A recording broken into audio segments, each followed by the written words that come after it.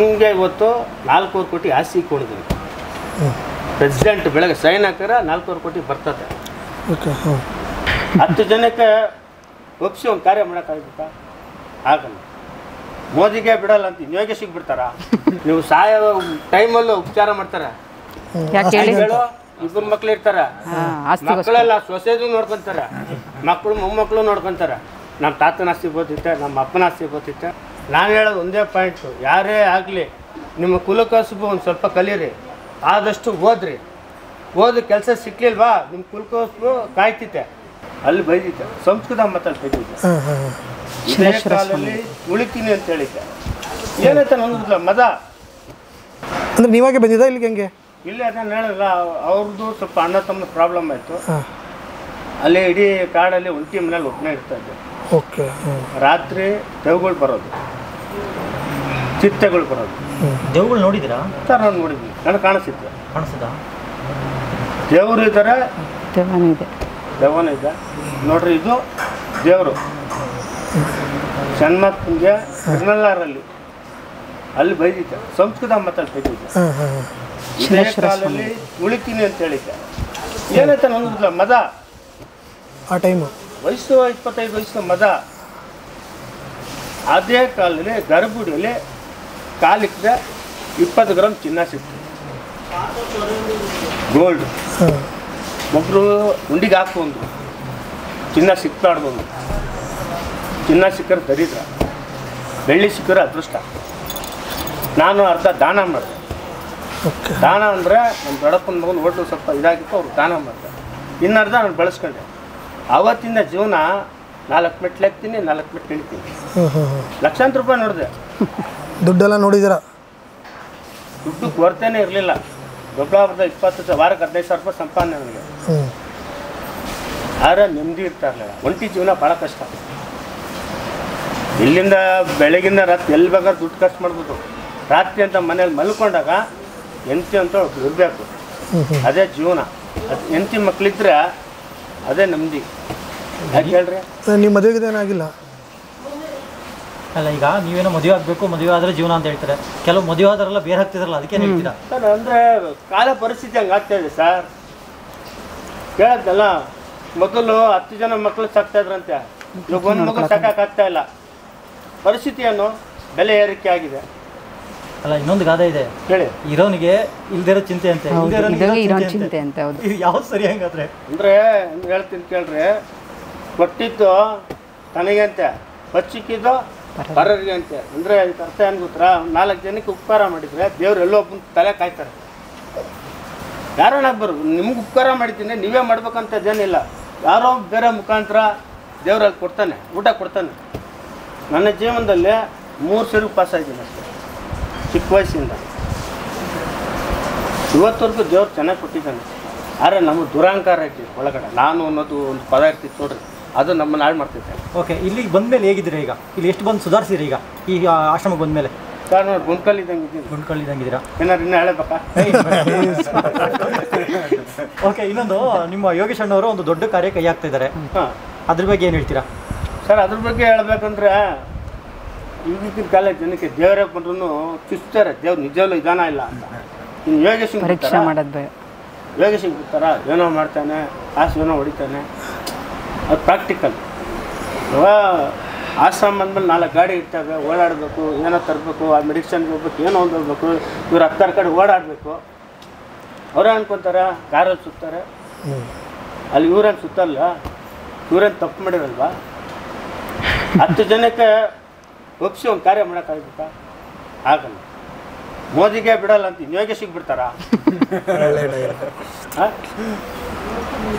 ಅಂಥವ್ರಿಗೆ ಬಿಡಲ್ಲ. ಅದು ಕೆಲವ್ರು ಇರ್ತಾರೆ, ಅವರು ಕಾಮೆಂಟ್ ಮಾಡೋದು ಒಳ್ಳೆಯದು. ಒಂದು ವಿಗ್ರಹಕ್ಕೆ ಹೊಡಿತಾ ಹೊಡಿತಾ ಹೊಡಿತಾ ಹೊಡಿತಾ ನೋವು ತಿಂತಾ ಇರ್ತಿತ್ತೆ. ಆಕಾರ ಬಂದಮೇಲೆ ಇವರೇ ಮುಗಿತಾರೆ ಅಲ್ವಾ ಸರ್? ತುಂಬ ತಿಳಿದಿರೋ ಒಂದು ಮಾತನ್ನ ಎಷ್ಟು ಅರ್ಥದಿಂದ ಎಂಥ ಮಾತು ಅಂದರೆ 2 ದಿವಸ ನಡೀತಿತ್ತ. ದೇವರು ಒಬ್ಬ ಇರ್ತಾರೆ, ಜನಗಳಲ್ಲ. ದೇವರು ಯೋಗೇಶ್ವರನ ಕರ್ಕೊಂಡು ಹೋಗ್ತಾರೆ, ಮನುಷ್ಯರಲ್ಲ. ಅಂದರೆ ದೇವರು ಮನುಷ್ಯರ ಮುಖಾಂತರ ಯಾರು ನಾನು ದಾನ ಮಾಡಲ್ಲ ಅನ್ನೋನು ಅವನು ಬರ್ತಾನೆ, ಬೇಕಾರೆ ಬರ್ತಾರೆ. ಮನುಷ್ಯನಿಗೆ ಒಂದು 5 ವರ್ಷ 10 ವರ್ಷ ಟೈಮ್ ಚೆನ್ನಾಗಿರುತ್ತೆ. ಅವಾಗ ಏನು ಮಾಡ್ರು ಕೈ ಕಿದೆಲ್ಲ ನಡೀತಿತ್ತೆ. ಮನುಷ್ಯ ಎಡುವ ಸಹಜ, ವಯಸ್ಸಲ್ಲಿ ಎಡುತ್ತಾನೆ, ಅದು ಸಹಜ. ಯಾವಾಗಲೂ ನೀವಾಗ ಎಡ್ತೀವಿ, ವಯಸ್ಸಾದ್ಮೇಲೆ ಎಡಬಾರ್ದು. ಅಂದ್ರೆ ಅದಕ್ಕೆ ಅರ್ಥ ಏನು ಕೂತ್ರಾ, ತಂದೆ ತಾಯಿಗಳು ಮಕ್ಕಳ ಪ್ರೀತಿಯಿಂದ ಬೆಳೆಸ್ತಾರೆ. ಯಾಕೆ ಇವತ್ತು ಏನಾಗಿತ್ತು ಅಂದರೆ ಮೊದಲು ಹೊಡೆಯೋರು, ಈಗ ಹೊಡೆದ್ರೆ ಹೊಡಿತೀಯ ನಾನು ಆಚೆ ಹೋಗ್ತೀನಿ ಅಂತಾರೆ. ಆಯ್ತಾ? ತಂದೆ ತಾಯಿಗಳಿಗೆ ಹೇಳೋದು ನಾನು ಒಂದೇ ಮಾತು, ನಿಮ್ಮ ಆಸ್ತಿ ಎಷ್ಟೈತೆ ಮಕ್ಕಳನ್ನ ಸಹನ ಪ್ರೀತಿ ಮಾಡಿ ಒಂದು ಅರ್ಧ ಆಸ್ತಿ ಕೊಡಿ, ಮಿಕ್ಕಿ ಸಾಯೋವರೆಗೂ ನೀವು ಕೊಡಿ. ಅವತ್ತು ನಿಮ್ಮ ಯಾರು ನೀವು ಸಾಯೋ ಟೈಮಲ್ಲೂ ಉಪಚಾರ ಮಾಡ್ತಾರೆ.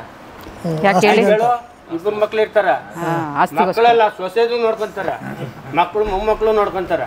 ನಮ್ಮ ತಾತನ ಆಸ್ತಿ ಬೋತಿತ್ತೆ, ನಮ್ಮ ಅಪ್ಪನ ಆಸ್ತಿ ಬೋತಿತ್ತೆ. ಇಲ್ಲ ಅಂದಾಗ ಕಾಲಕ್ಕಿಂತ ಕಸೆ ಇವತ್ತು ಕಡಿತಾ ಇರೋದೇ ಜೀವನ. ನನಗೆ ಇವತ್ತು 4 ಕೋಟಿ ಆಸ್ತಿ ಕೊಡಿದ್ದೀನಿ. ಪ್ರೆಸಿಡೆಂಟ್ ಬೆಳಗ್ಗೆ ಸೈನ್ ಹಾಕಿದ್ರೆ 4 ಕೋಟಿ ಬರ್ತದೆ. ಇನ್ನೊಂದು ಗವರ್ಮೆಂಟಲ್ಲಿ ಕೇಸ್ ನಡೆದಿದೆ, ಅದು 25 ಕೋಟಿ ರೂಪಾಯಿ ಆಸ್ತಿ. ಆದರೆ ದುಡ್ಡು ಕೆಲ್ಸಕ್ಕೆ ಬರ್ತಾ ಇಲ್ಲ. ನಮಗೊಂದು ಬಕೆಟ್ ನೀರು ತರಬೇಕು, ಯಾರು ತಂದು ಕೊಡ್ತಾರೆ? ನಮ್ಗೆ ಇಲ್ಲೆಲ್ಲ ಸೌಕರ್ಯ ಐತೆ. ಇಲ್ಲಿ 100 ಜನ ನೆಂಟರು ಸ್ನೇಹಿತರಿದ್ದಾರೆ, ಅಲ್ಲಿ ಯಾರು ಇರ್ತಾರೆ? 4 ಗೋಡೆ ಮಧ್ಯದಲ್ಲಿ ಇರ್ಬೋದು ನಾವು. ಅದಕ್ಕೆ ಎಲ್ಲರಿಗೂ ಹೇಳೋದು ಏನಂದ್ರೆ, ನೀವು ಮಾಡೋ ಕಾರ್ಯಕ್ರಮ ಒಳ್ಳೇದು ಮಾಡಿ, ಫಲ ದೇವ್ರು ಕೊಡ್ತಾನೆ. ಇವತ್ತಿನ ಜನ್ರೇಷನು ನಮ್ಮ ಹಳೆ ಸಂಬಂಧಗಳೆಲ್ಲ ಕಿತ್ಕೊಳ್ತಾ ಇದೆಯಾ ಈ ದುಡ್ಡು ಅನ್ನೋದು? ಈ ಆಮೇಲೆ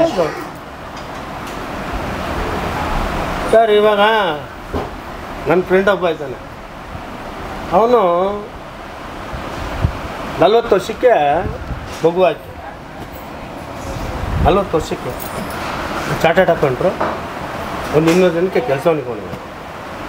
ಆತ ಒಂದು ಮಾತು ಹೇಳ್ದ, ಇನ್ನು 10 ವರ್ಷ ಆದ್ಮೇಲೆ ಕೆಲಸ ಸಿಕ್ಕಲ್ಲ ಕಣ, ಬರ್ದಿಕೊಳ್ಳೋ ಅಂತ.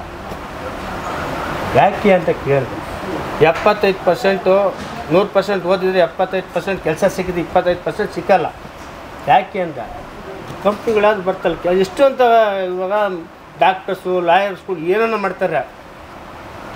ನೀವು ಒಂದು ಎಜುಕೇಷನ್ ಓದ್ತೀರ, ನೀವು ಹಾರ್ಡ್ ವರ್ಕ್ ಕೆಲಸ ಮಾಡೋದು ಮಾಡ್ತೀರಾ? ಮಾಡೋಕ್ಕಾಗೋದಿಲ್ಲ. ನಾನು ಹೇಳೋದು ಒಂದೇ ಪಾಯಿಂಟು, ಯಾರೇ ಆಗಲಿ ನಿಮ್ಮ ಕುಲಕಸುಬು ಒಂದು ಸ್ವಲ್ಪ ಕಲೀರಿ, ಆದಷ್ಟು ಓದ್ರಿ.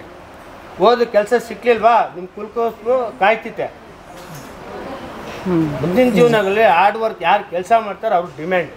ಒಂದು ಮನೆ ಕೆಲಸದವರಾಗಿರ್ಬೋದು, ಮನೆ ಕೆಲಸದವರಾಗಿದ್ರು ಡಿಮ್ಯಾಂಡು. ಇವಾಗ ಎಲ್ಲದಕ್ಕೂ ಬಟನ್ ಬಂದೈತೆ, ಅರ್ಥ ಆಯ್ತಾ? ಹಾರ್ಡ್ ವರ್ಕ್ ಯಾರು ಮಾಡ್ತಿಲ್ಲ. ಹಾರ್ಡ್ ವರ್ಕ್ ಯಾರು ಕೆಲಸ ಮಾಡ್ತಾರೆ ಅವ್ರಿಗೆ ಮುಂದಿನ ದಿನಗಳಲ್ಲಿ ಭಾರಿ ಡಿಮ್ಯಾಂಡ್, ಭಾರಿ ಬೇಡಿಕೆ.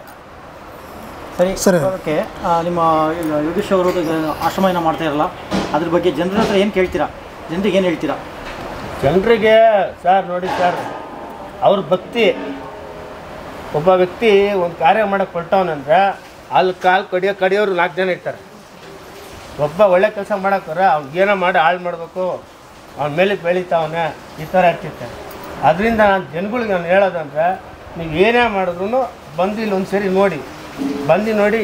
ನಾಳೆ ನಿಮಗೂ ಈ ಪರಿಸ್ಥಿತಿ ಬರ್ಬೋದು. ನಾಳೆ ನೀವು ಚೆನ್ನಾಗಿದ್ದೀರ, ಮೈಕಟ್ಟು ಚೆನ್ನಾಗಿದ್ದೀರ, ನಾಳೆ ನಿಮ್ಗೆ ಈ ಪರಿಸ್ಥಿತಿ ಬಂದಾಗ ಯೋಗೇಶ್ ಎಲ್ಲ 100 ಆಶ್ರಮಗಳು, ಯಾವುದೊಂದೊಂದು ಆಶ್ರಮ ನಿಮಗೂ ಕೈ ಹಿಡ್ಬೋದು, ನಿಮ್ಮ ತಂದೆ ತಾಯಿಗೂ ಕೈ ಹಿಡ್ಬೋದು. ನೀವು ಜನರ ಹತ್ರ ಏನಾದ್ರು ಸಹಾಯ ಕೇಳ್ತೀರಾ ಅಂತ ಅವ್ರು ಕೇಳ್ತಿದ್ದಾರೆ. ಈಗ ನೋಡಿ 150 ಜನ ಇಲ್ಲಿದ್ದಾರೆ, ಜಾಗ ಇಲ್ಲ. ಹೇಳ್ತೀನಿ, ಇವಾಗ ಒಂದು 150 ಜನ ಇದ್ದಾರೆ. ಅಣ್ಣನ ಕನಸು ಒಂದು 5,000 ಜನಕ್ಕೆ ಊಟ ಹಾಕ್ಬೇಕು. ಅದು ಊಟ ಹಾಕ್ಬೇಕು ಅನ್ನೋದು ಏನು ಗೊತ್ತಾ, ಅದು ದುರಾಸೆ ಅಲ್ಲ, ಒಂದು ಯೋಜನೆ, ಒಂದು ಆಸೆ. ಕೆಲವ್ರು ಅನ್ಕೊಬೋದು ದುರಾಸೆ ದೊಡ್ಡದ ಸ್ಕೀಮ್ ಹಾಕೋರೆ ಅನ್ಕೊಬೋದು. ಅವ್ರಿಗೇನು ಗೊತ್ತಾ, ಅವ್ರೇನು ಹೇಳ್ತಾರೆ, ಬೀಜಲ್ಲಿ ಬಿದ್ದಿರೋರನ್ನ ಸರ್ಕಾರ ಅಂತೂ ನೋಡಲ್ಲ ಬಿಡ್ರಿ, ಅವ್ರದ್ದೇ ನೋಡ್ಕೊಳ್ಳೋ. ಬಿದ್ದಲ್ಲಿ ಬಿದ್ದರೆ ನೋಡ್ತಾರ? ಅಂಥವ್ರನ್ನ ಕರ್ಕೊಂಬಂದು ಎಷ್ಟೋ ಜನ ಬಂದು ನಾವು ದುಡ್ಡು ಕೊಡ್ತೀವಿ, ನಮ್ಮ ತಂದೆ ತಾಯಿ ಇಟ್ಕೊಡ್ರಿ ಅಂದರೆ ಅಣ್ಣ ಒಳಕ್ಕೆ ಸೇರಿಸಲ್ಲ. ಆ ಥರ ಇರುವಾಗ ಜನಗಳಿಗೆ ನಾವು ಹೇಳೋದಂದರೆ, ಕೊಟ್ಟಿದ್ದು ನಿಮಗೆ ಬರುತ್ತೆ, ಬಚ್ಚಿಕ್ಕಿದ್ದು ಓದಿತ್ತೆ ಅಂದರೆ ನೀವು ಒಂದು 4 ಕಾಸು ದಾನ ಮಾಡಿದ್ರೆ ನಿಮ್ಮ ತಲೆ ಕಾಯ್ತಿತ್ತೆ. ಆಶ್ರಮಕ್ಕೆ ನಿಮ್ಮ ಕೈಲಾದಷ್ಟು ಏನಾಗುತ್ತೆ, ನಿಮ್ಮ ಕುಟುಂಬ ಎಲ್ಲ ಸೇರಿ, ನೀವು ಒಬ್ಬರೇ ಸೇರಿಬೇಡ್ರಿ, ದಾನ ಮಾಡೋದ್ರಲ್ಲಿ ಶ್ರೇಷ್ಠ ಅಂತೆ. ಅದು ದಾನ ನಿಮಗೆ ನೀವು ಮಾಡಿದ್ರೆ ನಾಳೆ ನಿಮ್ಮ ತಲೆ ಕಾಯ್ತೈತಿ. ಇನ್ನೊಬ್ರು ಯಾರು ನಿಮಗೆ ದಾನ ಮಾಡ್ತಾರೆ. ಇವತ್ತು ನೀವು ಚೆನ್ನಾಗಿರ್ಬೋದು, ನಾಳೆ ನಿಮ್ಮ ಕಷ್ಟಕ್ಕೆ ಬಂದಾಗ ಇನ್ನೊಬ್ಬ ನೀವು ಇಲ್ಲಿ ಆಶ್ರಮ ನಮ್ಮಂಥ 100 ಜನಕ್ಕೆ ದಾನ ಮಾಡಿರ್ತಾರೆ. ನಾಳೆ ನಿಮ್ಗೆ ಯಾರನ್ನ ಆಸೆ ಆಗ್ತಾರೆ. ಆದರೆ ನೀವು ಕೇಳ್ಕೊಳ್ಳೋದಿಷ್ಟೇ, ಆಶ್ರಮ ಪೂರ್ತಿ ಕಟ್ಟಡ ನಡೆಯೋವರೆಗೂ ನಿಮ್ಮ ಕೈಲಾಗುತ್ತೆ, ಎಷ್ಟು ಸಹಾಯ ಆಗುತ್ತೋ ಅಷ್ಟು ನೀವು ಕಲ್ಪಿಸಿದ್ರೆ ನಮ್ಮಂಥ 100 ಜನ ಖುಷಿಯಾಗಿ ಬದುಕ್ತೀವಿ.